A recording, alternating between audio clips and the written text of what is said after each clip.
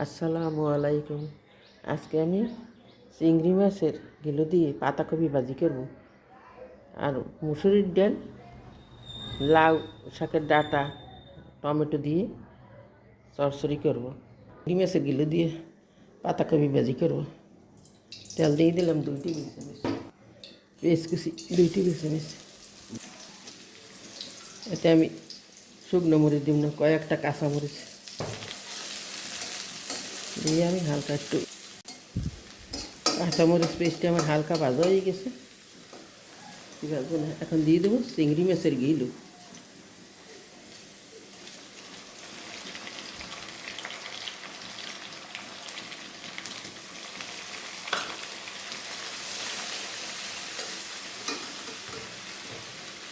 লবণ, গিলুটা বেশি ভাজবো না, হলে দিতেই যাবে। পাতাকপির সাথে একসাথে আমি ভেজে নেব। একটু কাঁচা তবে সামান্য একটু হলুদ, এতে আমি পানি দেবো না, এইভাবে আমি ভেজে নেব। ফ্লেভারের জন্য দিয়ে দেবো সাইডে কাঁচামরিচ। এইভাবে চিংড়ি মাছের গিলো দিয়ে পাতাকপি ভাজি বানাইলে এক থালা ভাত নিমিষে শেষ হয়ে যাবে। ডালটা আমি হাতে মেখে নেব, দিয়ে দেবো কয়েকটা কাঁচামরিচ, পেস্ট 1 টেবিল চামচ দিলাম, বেশি নিয়ে। স্বাদ মতো লবণ, 1 চামচ মরিচের গুঁড়ো, 1 চামচ হলুদের গুঁড়ো, দিয়ে দেবো লাউ শাকের ডাঁটাটা, টমেটো, 1 টেবিল চামচ সরষের তেল দিয়ে দেবো, 1 টেবিল চামচের বেশি দিছি, দিয়ে আমি হাতে মেখে নেব।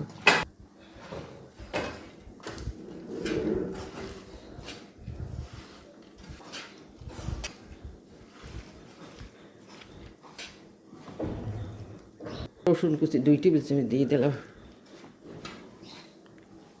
5-6 মিনিট আমি হাতে মেখে নিছি। এখন দিয়ে দেবো সিদ্ধের জন্য জলের পানি।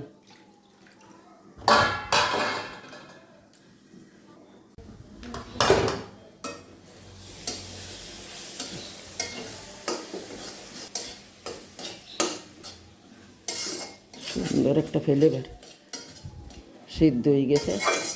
আর একটু ভেজে নেবো আমি। পাতাকপিটা আমার তেল ছাড়িয়ে গেছে, ঘিলুটা আমার সুন্দর করে ভাজা হয়ে গেছে।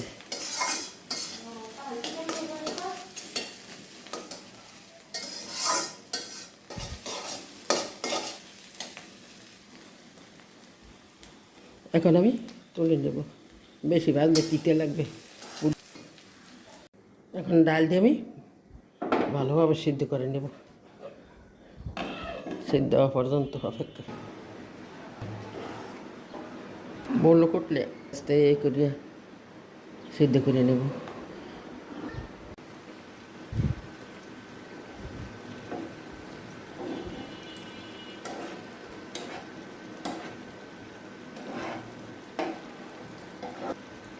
এখন আমি সিদ্ধ না হওয়া পর্যন্ত ঢাকনা দিয়ে ভালোভাবে সিদ্ধ করে নেব।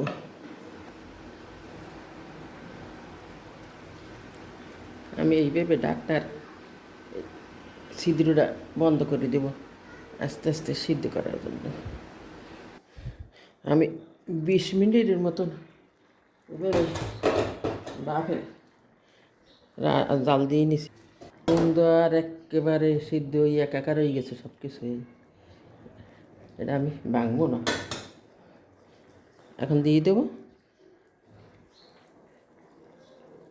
ধনিয়া পাতা, সরিষার তেলে ফ্লেভারে এতে বাগার না দিলেও হয়, তবু আমি একটু বাগার দিয়ে দেবো।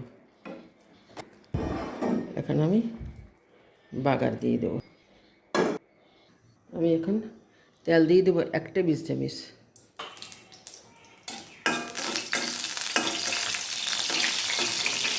মরিচটা হালকা ভাজা হয়ে গেছে, সুন্দর একটা ফ্লেভার। দিয়ে দেবো 2 টেবিল চামচ পেস্ট কুচি, 1.5 টেবিল চামচ রসুন কুচি,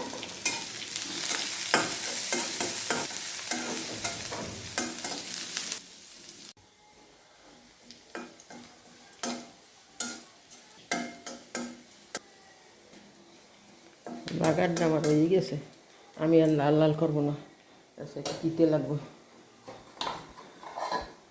এখন আমি দিয়ে দেব ডাল।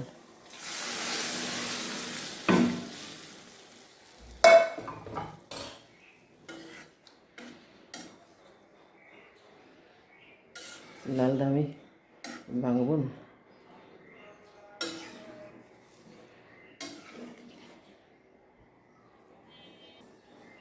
লাউ শাকের ডাঁটা দিয়ে ডাল রান্না হয়ে গেল। কতটা যে মজা, রান্না করে খেয়ে দেখো, জিভে লেগে থাকার মতো স্বাদ এটাই। এখন আমি তুলে নেব। পাতাকপি দিয়ে চিংড়ি মাছের ঘিলু বউনা, লাউ শাকের ডাঁটা দিয়ে ডাল চচ্চড়ি, জিভে লেগে থাকার মতো স্বাদ।